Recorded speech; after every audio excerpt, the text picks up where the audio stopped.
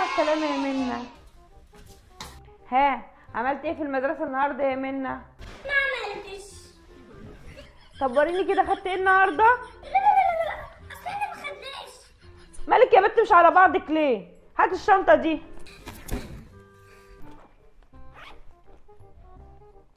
ايه ده؟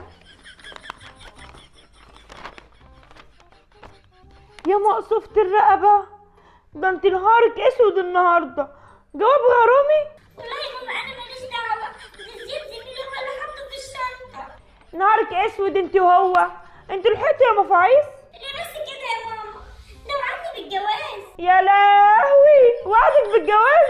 يا ماما ده عنده اكونت على اليوتيوب كبير ومكسر الدنيا. خلاص يا منى اتجوزيه واعملوا فرحكم في حوش المدرسه، وبيخلوا مديرك يبعت لي استدعاء ولي امر عشان اجي احضر فرحكم يا اختي. حاضر يا مامتي، عينيا. تعالي لي هنا يا مقصوفة الرقبه.